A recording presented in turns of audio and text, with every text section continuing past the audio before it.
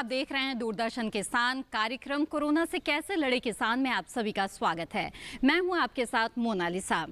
Corona से कैसे लड़े किसान इस कार्यक्रम में आज हम सबसे पहले आपको बताने जा रहे हैं कि कोरोना संकट के काल में जिस तरह से देश की अर्थव्यवस्था को पटरी पर बनाए रखने के लिए आत्मनिर्भर भारत अभियान का ऐलान किया गया है। इसी कड़ी में केंद्रीय जनजातीय मंत्री श्री अर्जुन मुंडा ने क्या कुछ जानकारी हमें खास बातचीत में दी।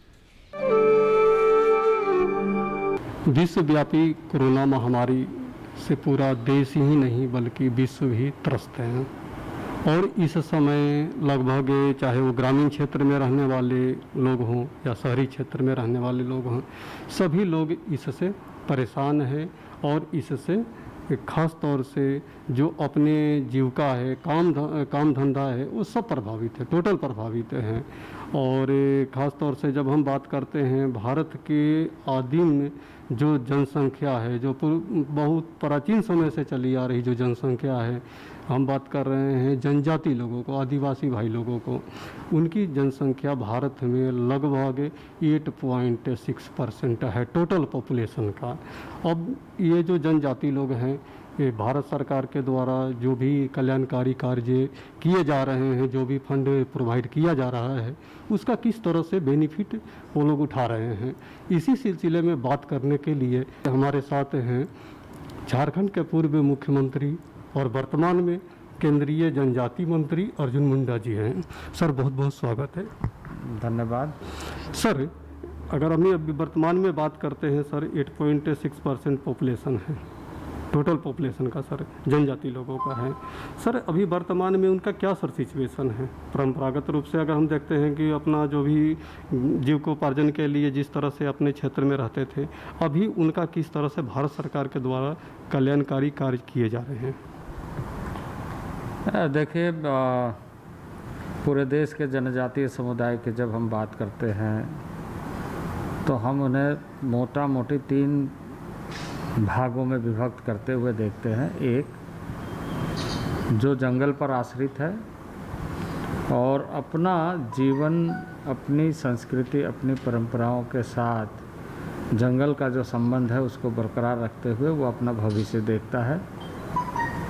दूसरा है जो थोड़ा सा प्लेन एरिया में है, खेती बाड़ी अधिक करता है और खेती किसानी का काम से वो जुड़ा हुआ है। तीसरा है जो कुछ सरकारी गैर सरकारी नौकरी में और माइग्रेंट लेबर के रूप में काम करते हैं। तो इन 3 भागों में एक जो गांव में रहता है उन्हें कोई कठिनाई इस दृष्टि से नहीं है कि उस पर कोई बीमारी, जंगल में जो वनाश्रित है, वनोपज के साथ जो है वो भी प्राकृतिक दृष्टि से ठीक है और वहाँ यह जो वैश्विक महामारी है उसका प्रभाव बहुत नहीं।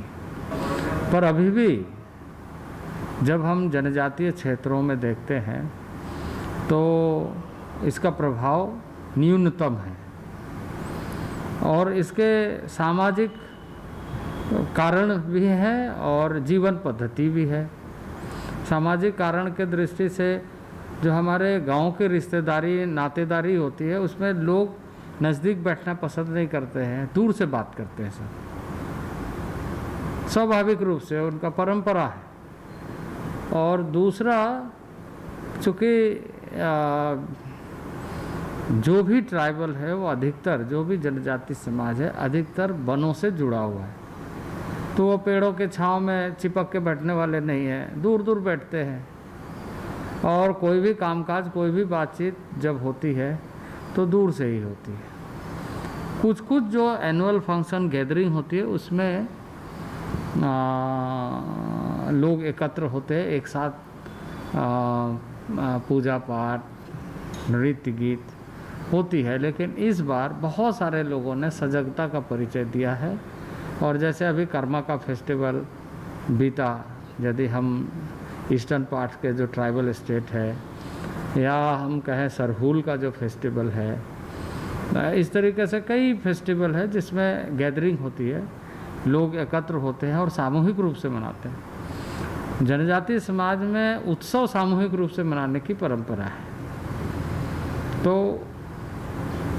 इस वर्ष जो हमने देखा, बहुत जागरूकता दिखी, लोग बहुत ही अच्छे ढंग से इसका पालन किया, और यही सबसे बड़ी दवा है कि हमारी सजगता कितनी है। अर्बन एरिया में जो ज़्यादा केसेस आ रहे हैं वो इस वजह से आ रहे हैं, भीड़ भाड़ में इस बात का ध्यान नहीं रख रहे हैं, जो सोशल डिस्टेंसिंग का अनुपालन करना चाहिए उसका अनुपालन नहीं कर पा रहे, और बहुत सारे ऐसे स्थानों में ज़्यादा फैल रहा है जहाँ लोग इसका ध्यान नहीं रख पा रहे हैं, और इसके वजह से शहरी क्षेत्रों में ज़्यादा हो रही है अपेक्षित रूप से ग्रामीण क्षेत्रों के मुकाबले।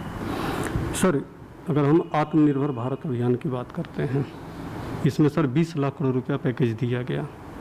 अगर हम 20 लाख करोड़ पैकेज की बात करते हैं, उसमें सर जो जनजाति लोग हैं उसको इससे कितना बेनिफिट मिलेगा? देखिए, प्रधानमंत्री जी ने पूरे देश को आर्थिक दृष्टि से ऐसे समय में कैसे मजबूती मिले, एक बृहद, जिसे कहा जाए एक लार्जर कैनवस में, एक बड़े क्षितिज पर देखा है, और लगातार इस बात की कोशिश हो रही है कि हम इस तरह के वैश्विक महामारी से मुकाबला करते हुए जीत हासिल कर सकते हैं। माननीय प्रधानमंत्री जी ने जो 20 लाख करोड़ का पैकेज बनाया है, वो जिससे हमारा जो मानव संसाधन है उसका बेहतर उपयोग हो सके, एंटरप्रेन्योरशिप ज़्यादा से ज़्यादा बढ़े, और हम अपने देश में आत्मनिर्भर बने, इस दृष्टि से कि हमारा जो उत्पादन है वो उत्पादन इतना बढ़ना चाहिए कि विदेशी कंपनियों को या मल्टीनेशनल को उतना अधिक मौका न मिले बाज़ार बनाने का कि हमारे जो मानव संसाधन का उपयोग हम ना कर सकें। हमारे दक्ष मानव संसाधन बढ़े, और जो दक्ष मानव संसाधन ऑलरेडी है वो कामकाज में ज़्यादा लगे, और यह शहरी, अर्ध सरकारी या अर्ध शहरी या ग्रामीण सबके बारे में ध्यान में रख करके की गई है। और इसमें ये ध्यान में रखा गया है सबसे ज़्यादा कि किसानों को, किसानों के उपज को, और जंगल क्षेत्र में रहने वाले सभी समाज के लोगों को कैसे हम इससे जोड़ सकें। इसमें जहां इस बात का ध्यान रखा गया है कि इस योजना में यह जो 20 लाख करोड़ में जो कैंपा फंड है वो ग्रामीणों के साथ एंटरप्रेन्योरशिप, वैल्यू एडिशन, रोज़गार उन्मुखी कार्यक्रम के साथ कैसे प्रारंभ किया जा सके ग्रामीण क्षेत्रों में, आदिवासी क्षेत्रों में, और वनों का संरक्षण संवर्धन कैसे बढ़े, फलदार पेड़ कैसे हो, इस तरह के जो आज वैश्विक आवश्यकता है, क्योंकि हम बहुत सारे ऐसे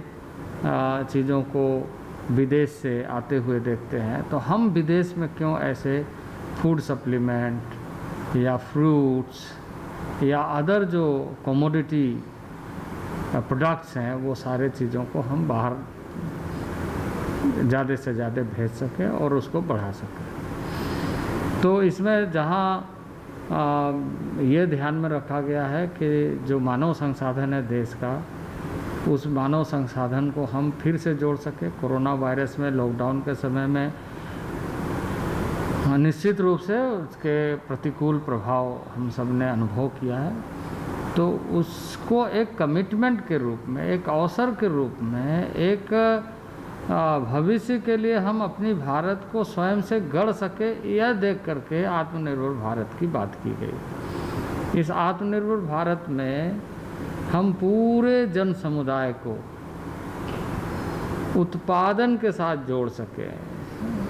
उत्पादन का मतलब ये नहीं है कि फैक्ट्रियाँ, उत्पादन का मतलब ये नहीं है कि बड़ी बड़ी कंपनियाँ, उत्पादन का नीचे से हर व्यक्ति प्रोडक्टिव हो, और वो जीविका उपार्जन में वो अपने आप को ही नहीं बल्कि वो इस देश के अर्थव्यवस्था को जोड़ करके देखें।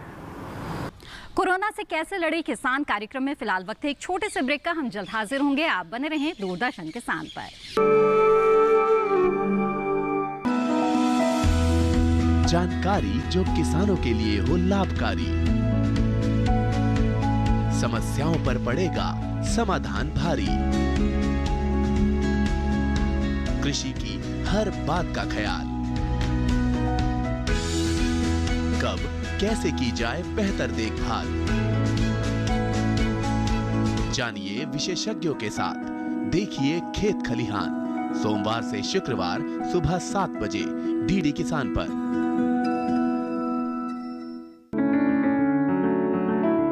महका महका घर आंगन, हरियाली से खिलेगा तन मन, छत पर छोटी सी बगिया, जरूरत भी पूरी शौक भी पूरा।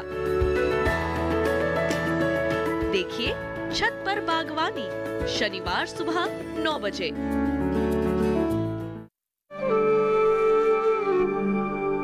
ब्रेक के बाद आप सभी का फिर से स्वागत है। आप देख रहे हैं कार्यक्रम कोरोना से कैसे लड़े किसान। आइए अब आगे देखते हैं कि केंद्रीय जनजातीय मंत्री ने क्या कुछ बताया जनजातीय समुदायों के लिए, जिनके उत्थान के लिए आत्मनिर्भर भारत अभियान के तहत कार्य किए जा रहे हैं। सर, आज़ादी के लगभग 70 साल से ऊपर हो चुका है, लेकिन आपको क्या सर लगता है कि जो जनजाति समुदाय के जो लोग हैं वो आज भी मुख्य धारा में आए हैं, या उनको मुख्य धारा में लाने के लिए सरकार क्या प्रयास कर रही है? देखिए, आज़ादी के 70 वर्षों के बारे में बहुत ज़्यादा आलोचना करने से कुछ नहीं मिलेगा। इतना काफ़ी है कि वो काम, वो उद्देश्य और उन लोगों के लिए जो बातें संवैधानिक व्यवस्था के तहत कही गई थी वो अभी पूरा नहीं हुआ है। और पूरा नहीं होने के बहुत सारे कारण हम सब अनुभव कर रहे हैं और देश के प्रधानमंत्री भी इस बात का अनुभव कर रहे हैं। और अब यह कोशिश हो रही है कि उस गैप्स को एनालिसिस करके हम उसको पाट सकें। तो इसमें यह जो नदी के उस किनारे और इस किनारे बैठे हुए लोगों की तरह भारत की व्यवस्था चली लंबे कालखंड तक, उसमें सेतु बनाने का काम जारी है। और यह सेतु बनाने का काम माननीय प्रधानमंत्री के नेतृत्व में हो रहा है। कई ऐसे योजनाओं को इस दृष्टि से कि हम उनके ऊपर में खर्च कर रहे हैं, ये बताने के बजाय हम इस बात का कोशिश कर रहे हैं कि वो लाभ लेने के बारे में और लाभ के लेने के बाद उसके जीवन के प्रगति के बारे में हम अच्छे ढंग से आकलन कर सकें। हमारे आज़ादी के बाद जितने भी डेटा, सेंसस डेटा बने हैं, उसमें एक्चुअल फिगर जो आया है वो एक्चुअल फिगर इतना विलम्ब से आया है कि उस पर पॉलिसियाँ बनने में काफ़ी विलम्ब हो गई। और जाने अनजाने ये हमने खुद को बहुत धोखा दिया है। तो आज़ादी के लंबे कालखंड में खुद को धोखा देने का काम जो हुआ है, उसको अब आगे रोकते हुए कैसे हम आगे बढ़ें, यह हमारे लिए बहुत महत्वपूर्ण है। और इसलिए हम उनकी भावनाओं को, उनकी व्यवस्थाओं को, जैसे आप अभी देख रहे हैं कि देश में पेशा कानून उन क्षेत्रों में लागू है, उसको हम सशक्त रूप से कैसे स्थापित करते हुए आम लोगों को उस व्यवस्था का सही तरीके से ये सुनिश्चित करें कि खुद में वो मूल्यांकन करके इसका उपयोग कैसे किया जाए, ये सुनिश्चित कर रहे हैं। एक तो ये है। दूसरा, जैसे अभी लंबे कालखंड के बाद जंगल ट्राइबल्स का इसलिए सबसे अधिक अधिकार के रूप में देखा गया है क्योंकि उसका जीवन ही जंगल है और उसकी व्यवस्था में, उसके कानून जो कस्टमरी लॉ जिसको बोलते हैं, उसके कानून में, उसके व्यवस्था में, उसके परंपराओं में जंगल के बगैर कोई व्यवस्था नहीं चलती। और उनके जो इनिशिएंट डेज में यदि हम व्यवस्था की बात करें तो वहाँ के जो ट्रेडिशनल हेडमैन है, जिसको आप कह सकते हैं आज के विकास के दृष्टि से कि रॉयल फैमिली है या ये है वो है, राजा है ये है, वहाँ राजा नहीं कहा जाता है, पर उनकी एक मान्यता होती है कि हमारा व्यवस्था, सामाजिक व्यवस्था कैसे चलेगी। सामाजिक व्यवस्था को चलाने के दृष्टि से एक प्रमुख व्यक्ति होता है जो सारी चीज़ों को, नियम कानून को, परंपराओं को संचालित करने का एक विशेष अधिकार उपयोग करता है। तो हर जगह ये व्यवस्था जंगल में रहने वाले लोगों के पास में है और इसलिए वो अपने आप को वहाँ बहुत आनंदित महसूस करते हैं, बशर्ते कि बाहर से आक्रमण नहीं हो, बाहर से बलात् तरीके से उनके साथ इस तरह का व्यवहार नहीं हो कि उनके जो बेसिक कैरेक्टर है उस पर हमला, तब वो रिएक्ट करते हैं। सर, जो आदिवासी समुदाय के जो लोग थे आज भी सर वो अपने खुद आत्मनिर्भर हैं, अपने छोटे व्यवसाय करके, चाहे वो हस्तशिल्प उद्योग से ही संबंधित हो। सर, उनको बढ़ावा देने के लिए आपके जो मंत्रालय है वो क्या कर रहे हैं? देखिए, पहले जो व्यवस्था थी वो तो बार्टर व्यवस्था थी और उसके तहत उनकी आवश्यकता, उनकी सीमाएं बनी हुई थी और वो अपने तरीके से जीते थे। लेकिन अब धीरे धीरे अर्थव्यवस्था बदल गई, देश का व्यवस्था बदल गया, देश दुनिया के साथ मिल कर के चल रहा है। तो ऐसे समय में उनके रोज़गार को और अधिक बढ़ाना और उनके वहाँ जो जनजातीय समुदाय के लोग हैं उनका भी सपना स्वाभाविक है, भविष्य के लिए है। तो उस दृष्टि से रोज़गार उन्मुखी कार्यक्रम को कैसे बढ़ाया जाए। हमारा मंत्रालय ट्राइफेड के माध्यम से आप देखिए वहाँ इतने सारे प्रोडक्ट डिस्प्ले में रखे गए, लगभग 2000 प्रोडक्ट, ऑर्गेनिक प्रोडक्ट जो गाँव में एथनिक तरीके से पैकेजिंग करके अंतर्राष्ट्रीय बाज़ार में पहुँचाने की कोशिश हो रही है। और आज के दिन में चाहे इम्यूनिटी बूस्टर के कहें या ऑर्गेनिक फूड कहें या इस तरह के आयुर्वेद कहें या इस तरह के उत्पाद जो जिसे आप कहें कि सेहत के लिए बहुत उपयोगी है, वो सारा प्रोडक्ट, जंगल का प्रोडक्ट हम ले करके आ रहे हैं और जहाँ से उत्पादन हो रहा है उस संस्था को आगे बढ़ाते हुए उसी के नाम से मार्केटिंग ट्राइब्स इंडिया कर रहा है। तो इसमें काफ़ी उपलब्धि हासिल हो रही है, पर अभी लगभग 1200 इस तरह की संस्था ग्रामीण क्षेत्रों में हुई है और एक संस्था में यानी एक सेल्फ हेल्प ग्रुप की जो टीम है बंधन केंद्र, उसमें 300 लोगों को जोड़ा गया है। तो इस तरीके से लगभग 3.5 लाख लोग जुड़ चुके हैं। लेकिन माननीय प्रधानमंत्री जी का यह उद्देश्य है कि इसमें 50,000 इस तरह की संस्थाएं ग्रामीण क्षेत्रों में बनना चाहिए और इन संस्थाओं के माध्यम से जो उत्पाद होगा वो अंतर्राष्ट्रीय क्वालिटी का भी होना चाहिए और अंतर्राष्ट्रीय स्तर पर पहुंचना भी चाहिए। तो क्वालिटी के मामले में तो ट्राइबल देखिए एक सहजता के साथ, ईमानदारी के साथ और बिना मिश्रण किए हुए वस्तु को अपने तरीके से प्रस्तुत करने के लिए सदा से रहे हैं, उनका परिचय यही रहा है। कार्यक्रम में वक्त तो चला है एक और छोटे से ब्रेक का। हम जल्द हाजिर होंगे, आप बने रहें दूरदर्शन के साथ पर।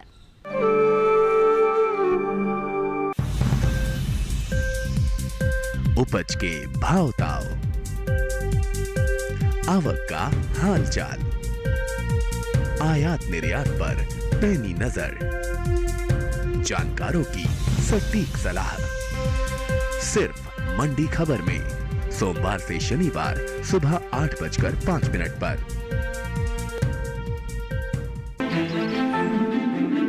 बादलों की लुका छिपी, बारिश का हाल, बर्फ की चादर, बदलता रुख हवाओं का और मौसम के लिहाज से कैसे करें खेती और भी बहुत कुछ।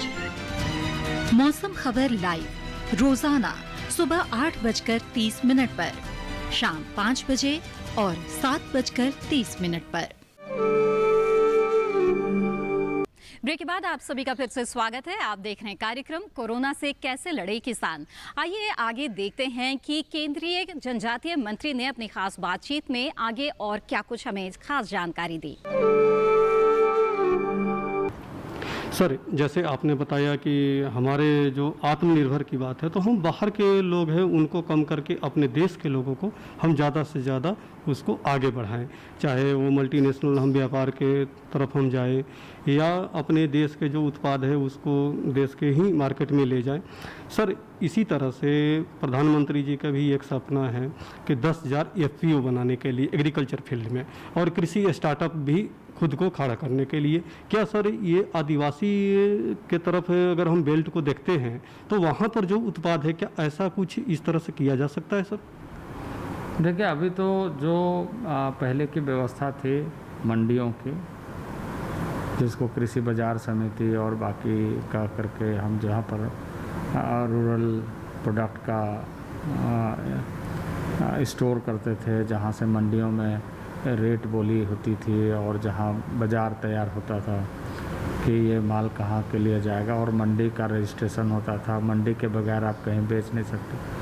तो एक नई व्यवस्था इस समय में माननीय प्रधानमंत्री जी ने और मंत्रिपरिषद में इस पर बहुत चर्चा हुई और ये कहा, हम सब ने इसका स्वागत इसलिए किया कि इससे भविष्य किसानों का बेहतर होगा कि उनको अपने अनुसार बेचने की अनुमति मिले, बेचने का अधिकार मिले और वो रेट वगैरह को अपने तरीके से बाज़ार में कर सके। तो जहाँ जिसका डिमांड है वो ऐसा नहीं कि वहाँ रजिस्ट्रेशन कराएगा उसके बाद ही उसको बेच सकता है, बल्कि वो कहीं भी बेच सकता है और अपना स्थान बना करके वहाँ सारे व्यापारियों के साथ तालमेल करके वो अपना उत्पाद को भेज सकता है। तो ये एक नया इनिशिएटिव और एक क्रांतिकारी किसानों के लिए कहा जाए तो फैसला है। इस फैसले का लाभ ज़रूर ज़्यादा से ज़्यादा लोगों को मिल सकेगा। अब बहुत सारे ऐसे उत्पादों में तो निश्चित रूप से ट्राइबल भी जुड़ेंगे, लेकिन बहुत सारे उत्पाद ऐसे हैं जिसके जो बहुत कम होता है वॉल्यूम उसको बाज़ार करने के लिए ट्राइफेड जैसे संस्थाएं मिल करके कैसे किया जाए, इस पर कोशिश हो रही। तो जो प्लेन एरिया है उन सारे जगहों में तो ये सुविधा उपलब्ध होगी, लेकिन जंगल के ऊपर में रहने वाले लोगों का उपज को ट्राइफेड के माध्यम से हम करेंगे बेहतर तरीके से। और सर, आप ट्राइबल मिनिस्टर है, एक बहुत बड़ा सर मंत्रालय है, पूरे देश भर के जो जनजाति लोग हैं इनके कल्याण के लिए सर आपका क्या सर योजना है?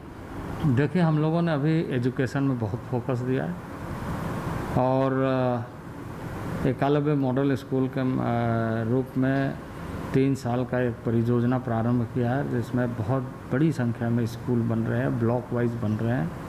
जहाँ घनी आबादी है उसको प्रायोरिटी दिया गया है और उसके माध्यम से कोशिश किया जा रहा है कि वहाँ के विद्यार्थी वहाँ पर अच्छे शिक्षा प्राप्त करें, तो एजुकेशन सही ढंग से मिले और कंपलसरी एजुकेशन के लिए गार्जियन ज़्यादा उत्सुकता दिखाए और गार्जियन ज़्यादा ये हो जाए, इसलिए स्थानीय स्तर तक पहुंचाने की कोशिश हुई है। और इसके साथ साथ ही अन्य संस्थाओं में जो पढ़ते हैं ऑनलाइन डीपीटी हम लोगों ने किया है और लगभग 3,000 करोड़ से अधिक हम लोग डीबीटी के माध्यम से राशि डिसबर्स किया है, लोगों तक पहुंचने में कामयाब हुआ। और फर्स्ट मिनिस्ट्री में कहूँगा कि इस तरह के डीबीटी प्रोग्राम को हम लोगों ने सक्सेस किया, जिसके वजह से मंत्रालय को लोगों ने अवार्ड भी दिया है। इसके साथ साथ ही स्वयंसेवी संस्थाओं के माध्यम से ऐसे क्षेत्रों का कैसे हम और अधिक काम कर सके, वैसे लोगों से भी सहयोग सरकार के तरफ से दिया जा रहा है और उनके आइडियाज़ को हम समझने का प्रयत्न कर रहे हैं कि उसका कैसे लाभ मिले। ट्राइबल रिसर्च इंस्टीट्यूट के माध्यम से हम ट्राइबल्स के संपूर्ण व्यवस्था को व्यवस्थित ढंग से और उसी के आधार पर योजनाएं बन सके इसका कोशिश कर रहे हैं। अभी माननीय प्रधानमंत्री जी ने एक बड़ा योजना जो पिछले दिनों घोषणा किया था कि ऐसे देश के और देश के लिए समर्पित होने वाले जनजातीय समुदाय के लोगों के लिए म्यूज़ियम बनना चाहिए। आज़ादी के दशक के दिनों में जिन लोगों ने अपना जीवन गंवाया है, लड़ाइयाँ लड़ी है, समर्पण किया है, समर्पित हुए हैं, तो रांची में भी बहुत बड़ा भगवान बिरसा मुंडा संग्रहालय बन रहा है। और मैं समझता हूँ कि बहुत जल्दी माननीय प्रधानमंत्री तिथि निर्धारित करके नवंबर में इसका उद्घाटन करेंगे। इसी तरीके से पूरे देश भर में म्यूज़ियम बनाने का काम चल रहा है। इसी के साथ कार्यक्रम कोरोना से कैसे लड़े किसान में आज बस इतना ही। हमें दीजिए इजाजत। आप बने रहिए दूरदर्शन किसान पर। नमस्कार।